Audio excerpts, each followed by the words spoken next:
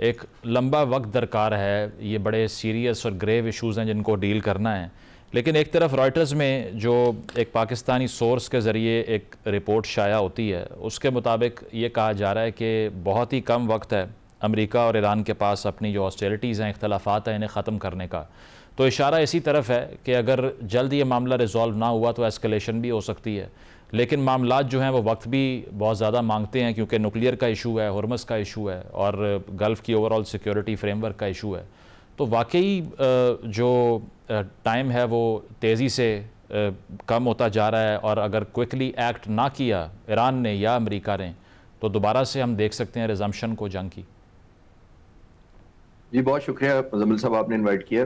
देखिए, जब piece talk Islamabad में हुए थे तो उस वक्त मैंने एक कमेंट ऑफर किया था कि अभी कूलिंग पीरियड खत्म नहीं हुआ, मुज़ाकरात हो गए हैं, मुज़ाकरात होने चाहिए, बहुत अच्छी बात है, लेकिन मुझे military strategy point of view से मैंने अर्ज किया था कि क्योंकि कूलिंग पीरियड नहीं मिला तो इसमें एक बहुत चैलेंजिंग होगा। कूलिंग पीरियड ये होता है कि आप न्यूफाउंड रियलिज्म एक्चुअल ग्राउंड चेक करें, आपका कहाँ खड़े हैं, वेपन्स अपने कहाँ हैं, आपका रिजॉल्व कहाँ है, स्टॉक फाइल्स कहाँ है, दुश्मन आपके मुकाबले में कहाँ है, आपने कितना नुकसान है, दुश्मन ने कितना उठाया। तो ये उस वक्त लगता ऐसा था कि शायद रियलिज्म अभी नहीं उस तरह सेट इन किया, तो शायद टाइम के साथ हो जाएगा।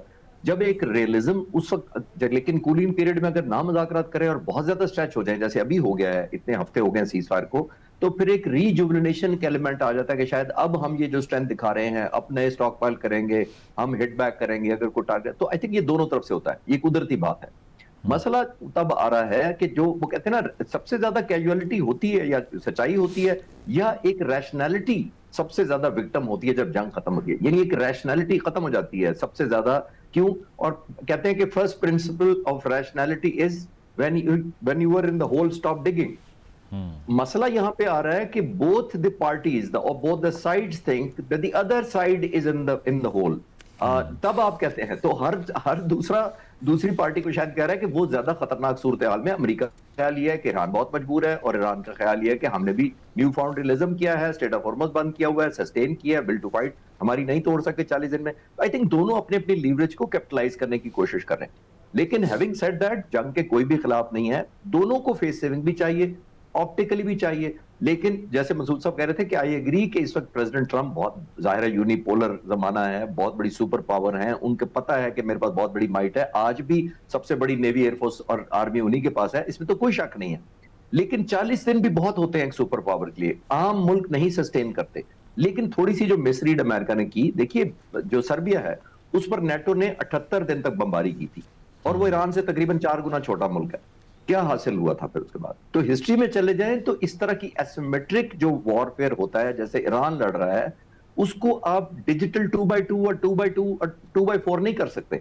आपको वो एलिमेंट जो इंटेंजिबल होते हैं उनको ज़हन में रखना होता है, विल टू फाइट होता है, आपका रिजॉल्व होता है, सर्वाइवेबिलिटी होती है। और ईरान ने तो 47 सालों से एक तरफ सैंक्शंस का सामना किया है, दूसरी सर्वाइवेबिलिटी के लिए तैयारी की है।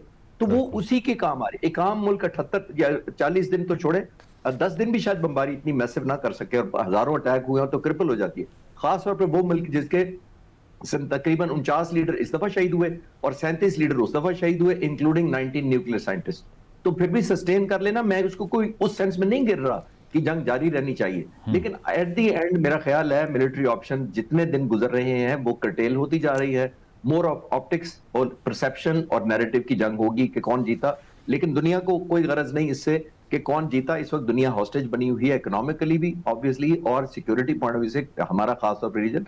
तो I think we should hope and pray कि जैसे मैंने कहा कि first principle of rationality apply कर ले, दे शुड स्टॉप डिगिंग। बिल्कुल, ये यहाँ से अगर रैशनैलिटी प्रिवेल नहीं करती तो जो कॉस्ट पूरी दुनिया पे कर रही है इस जंग की, उसमें इजाफा हो सकता है। ठीक, so no doubt America has the air power and the naval power, लेकिन ऑन ग्राउंड तो उससे इतना इफेक्ट नहीं पैदा हो सका जितना वो चाह रहे थे।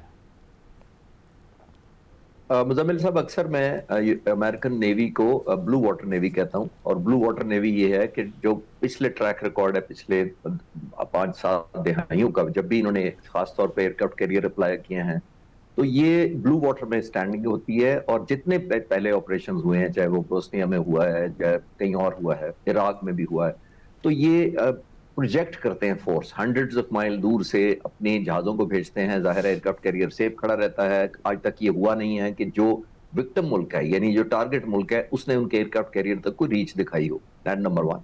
इराक में भी यही हुआ था। तो प्रोजेक्शन वो करते हैं एयर डोमिनेंस क्रिएट करके, स्टैंड ऑफ वेपन्स फायर करके, एक एयर सुपरियॉरिटी, एयर सुप्रीमेसी अपने उस मुल्क के अंदर, almost like a no fly zone जैसे इराक में था। ऐसे में एक यूनाइटेड स्टेट्स नेवी को बड़ा एडवांटेज रहा है ऑपरेट करने का, लेकिन इस दफा वो नहीं है एडवांटेज। एक एडवांटेज वो नहीं है क्योंकि जाहिर है जो टारगेट मुल्क है वो हिट बैक करने की सलाहियत रखता है। क्यों इस वक्त को 1000 मील किलोमीटर से भी दूर एयरक्राफ्ट कैरियर 2 जो खड़े हैं, जॉर्ज फोर्ड जो वापस गया तकरीबन 309 दिनों के बाद वापस बुलाया गया। 309 दिन 10 महीने बनते हैं अप्रोक्सीमेटली। 10 महीने एक ह्यूमन बर्नआउट भी होते हैं। लोग अक्सर बात करते हैं वेपन्स की बात करते हैं, मिसाइल इतने चला दिए, बॉम्ब इतने चला दिए। देखे जरा ह्यूमैनिटेरियन देखे, समंदर के ऊपर कोई शख्स 10 महीने फ्लोट करता रहे, no contact with family, you can not take a flight के खुशी गमी में जाके फैमिली को जाके मिल के आ जाए, तो एक ह्यूमन बर्नआउट पे होता है। वो भी केटर ना करें, चलें थोड़ी देर के लिए ये ज्यूम करें कि अमेरिका ने इतने डिस्टेंस पे क्या हुआ ये कि जब वो करीब लाते हैं तो ईरानी ड्रोन्स टारगेट करते हैं, करीब लाए बगैर स्ट्रेट ऑफ हॉर्मुज़ नहीं खुल सका। तो ये बंद गली जिसको कहते हैं ना, वो टिपिकली यहां अप्लाई हुई है अमेरिका की स्ट्रेटजी। अभी भी वो सबसे बड़ी न्यूक्लियर नेवी है, आर्मी भी है, एयरफोर्स भी बहुत बड़ी है। लेकिन फिर आपने देखना है कि जब वेनेजुएला हुआ था तो सबसे बड़ा खतरा यही था। मैंने अक्सर चैनल्स पे ही कहा था कि ये एक एडिक्टिव सक्सेस होती है। यानी जब आप एक फतह कर हासिल कर लेते हैं कि 4-6 घंटे के अंदर एक मुल्क के सदर उसकी बीवी को उठा के अमेरिका ले जाएं, तो ये आपको एडिक्शन हो जाती है। आपको लगता है मैं बाएं हाथ से ये कर सकता हूं तो दाएं हाथ से ये क्यों नहीं कर सकता। वेनेजुएला प्लस करने से यही इजराइल के प्राइम मिनिस्टर ने शायद इनको कन्विंस किया होगा। तो इसके अंदर एक आपका डिलूजनल एस्केलेशन हो जाती है फिर आपसे। यानी आप बिलीव करते हैं कि मैं और एस्केलेट करूंगा तो जीत जाऊंगा, फिर वो फतह नहीं होती, फिर और ज्यादा एस्केलेट करते हैं। आई थिंक अभी भी ये देखना पड़ेगा कि ये यूनिक सर्कमस्टांसेस में जंग हो रही है जिसके ईरान ने सस्टेन किया है, जिसका आप इशारा कर रहे हैं 70% मिसाइल, 70 नहीं है तो 60% ही सही। अब अगर आखिरी जुमला ये है कि अगर हम ये भी कंक्लूड कर लें कि अमेरिका का जो आर्सनल है वो 40 to 45% एग्जॉस्ट हुआ है, और ईरान का भी मैं कहता हूँ 55%, जो एक न्यूट्रल ऑब्जर्वर ये भी कह रहे हैं। लेकिन मैं अगर मिलिट्री स्ट्रैटेजिस्ट हूं किसी तरफ से भी, तो मेरे लिए कंसर्न ये है कि अमेरिका का जो डिप्लीशन है वो ज्यादा खतरनाक इसलिए है कि अमेरिका ने इजराइल के हाल बेस्ड एडवेंचर को सपोर्ट करना है, यूक्रेन को सपोर्ट करना है, ताइवान के फेवर में चाइना को डिटर करना है। चाइना सिर्फ कहने से तो डिटर नहीं होता, वेपन से होता है। और वो सबसे बड़ी बात है कि ये डिटरेंस अमेरिका ने खुद अपनी विंडो ऑफ वल्नरेबिलिटी खोली है। चैनल्स पे ही कहा था कि ये एक एडिक्टिव सक्सेस होती है। यानी जब आप एक फतह कर हासिल कर लेते हैं कि 4-6 घंटे के अंदर एक मुल्क के सदर उसकी बीवी को उठा के अमेरिका ले जाएं, तो ये आपको एडिक्शन हो जाती है। आपको लगता है मैं बाएं हाथ से ये कर सकता हूं तो दाएं हाथ से ये क्यों नहीं कर सकता। वेनेजुएला प्लस करने से यही इजराइल के प्राइम मिनिस्टर ने शायद इनको कन्विंस किया होगा। तो इसके अंदर एक आपका डिलूजनल एस्केलेशन हो जाती है फिर आपसे। यानी आप बिलीव करते हैं कि मैं और एस्केलेट करूंगा तो जीत जाऊंगा, फिर वो फतह नहीं होती, फिर और ज्यादा एस्केलेट करते हैं।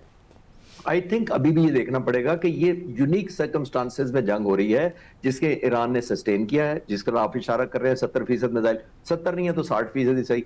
अब अगर आखिरी जुमला ये है कि अगर हम ये भी कंक्लूड कर लें कि अमेरिका का जो आर्सनल है वो 40 to 45% एग्जॉस्ट हुआ है, और ईरान का भी मैं कहता हूँ 55%, जो एक न्यूट्रल ऑब्जर्वर ये भी कह रहे हैं। लेकिन मैं अगर मिलिट्री स्ट्रैटेजिस्ट हूं किसी तरफ से भी, तो मेरे लिए कंसर्न ये है कि अमेरिका का जो डिप्लीशन है वो ज्यादा खतरनाक इसलिए है कि अमेरिका ने इजराइल के हाल बेस्ड एडवेंचर को सपोर्ट करना है, यूक्रेन को सपोर्ट करना है, ताइवान के फेवर में चाइना को डिटर करना है। चाइना सिर्फ कहने से तो डिटर नहीं होता, वेपन से होता है। और वो सबसे बड़ी बात है कि ये डिटरेंस अमेरिका ने खुद अपनी विंडो ऑफ वल्नरेबिलिटी खोली है।